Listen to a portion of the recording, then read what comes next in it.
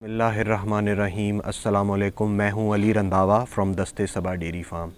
तो सबसे पहले नाज़रीन माज़रत कि पिछले पूरे हफ़्ते में हम सिर्फ़ एक वीडियो अपलोड कर सके।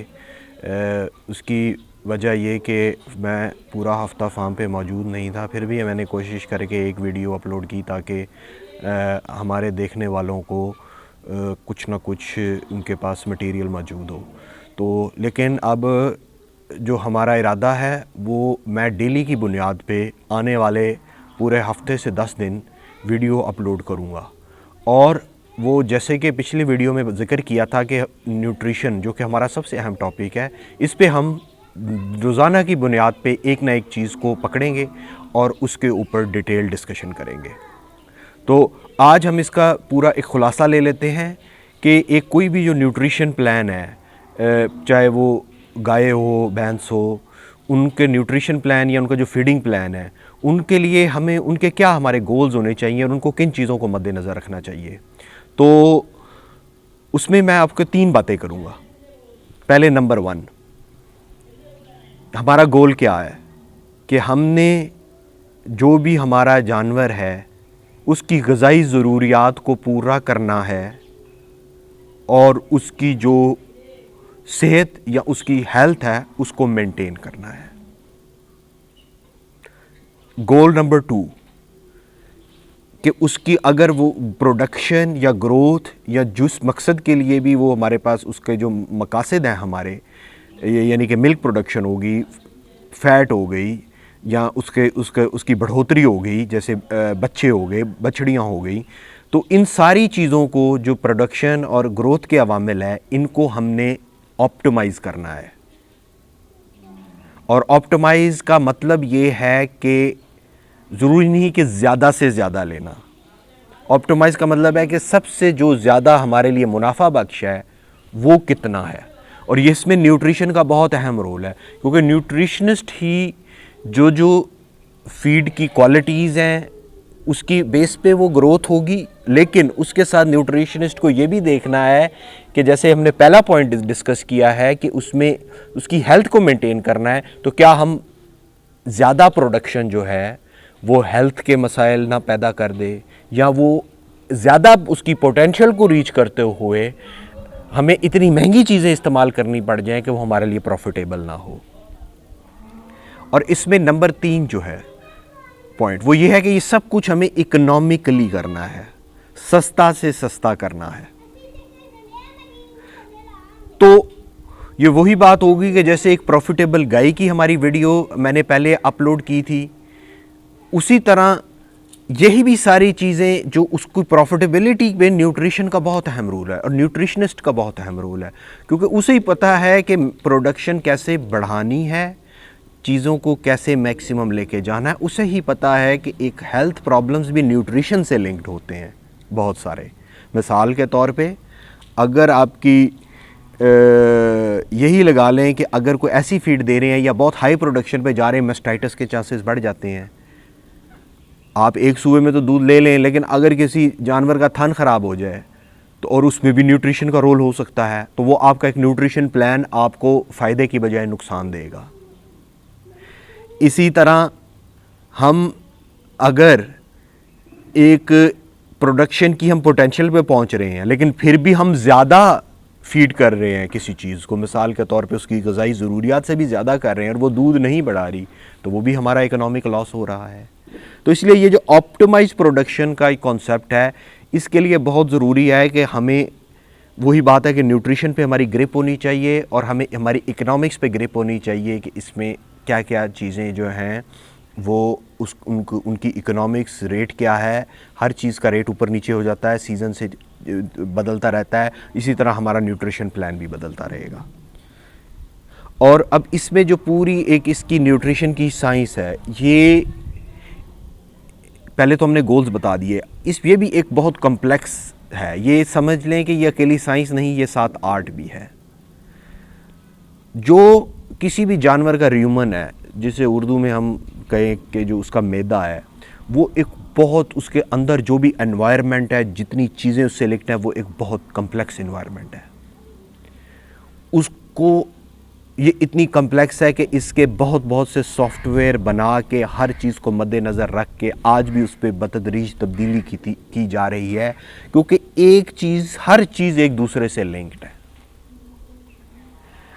प्रोटीन है, एनर्जी है, मिनरल्स हैं, विटामिन्स हैं, हर चीज़ जब ये एक गाय के मैदे के अंदर जाती है एक दूसरे से लिंक्ड है।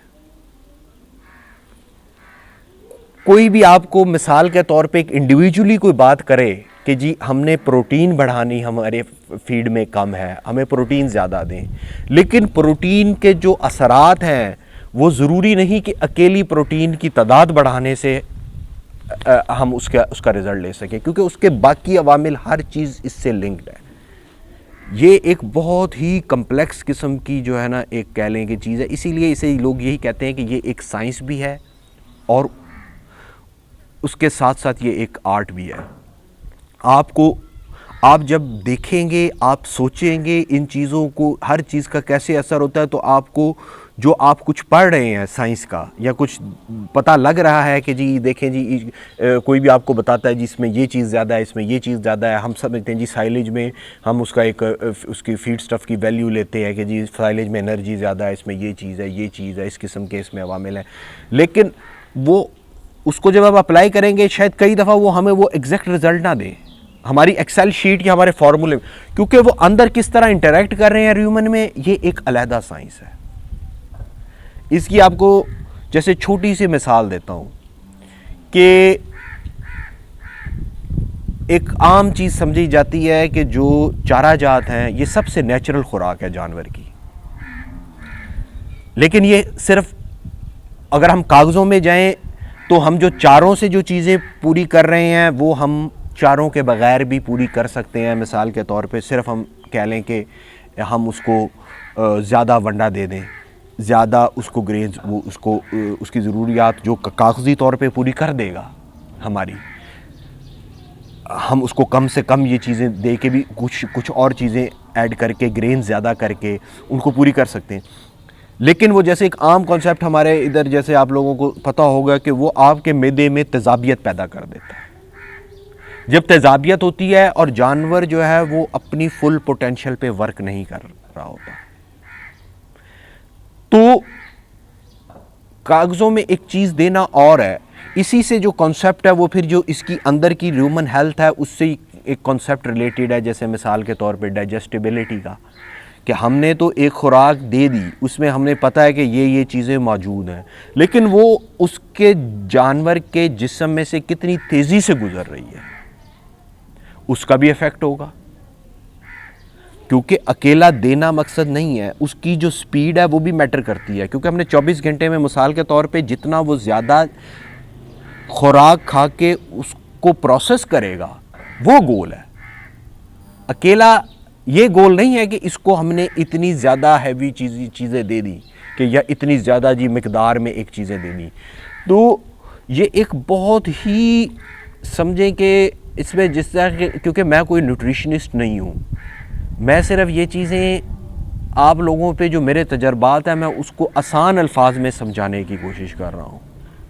इसी तरह मैं आपको मिसाल देता हूँ अपने फार्म की। जैसे कि हमने पूरा सीज़न राई ग्रास की चराई करवाई है और साथ हम साइलेज डालते रहे हैं एज अ फीड और वंडा। अब अगर हमने जब राई ग्रास की चराई नहीं होती, मिसाल के तौर पे बारिश हो जाती है 2-3 दिन, उसकी जगह हम वनडे का हमारा इस्तेमाल बढ़ जाता है। और जब हम कागज़ों में देखते हैं तो हमारी जो ओवरऑल प्रोटीन है वो भी बढ़ जाती है और उसके साथ साथ हमारी एनर्जी भी बढ़ जाती है, बाकी चीज़ें। तो कागज़ों में तो दूध को बढ़ना चाहिए, हमारा ख़र्चा भी बढ़ जाता है, लेकिन दूध प्रोडक्शन और हमारी फ़ैट वगैरह कम हो जाती है, क्योंकि जो राई ग्रास है वो जानवर का खुशहाल और उसके र्यूमन के फंक्शन को बेहतर करता है, उसके मैदे के फंक्शन को बेहतर करता है। सिर्फ ये नहीं कि उसमें खाली ग़िज़ाइयत है।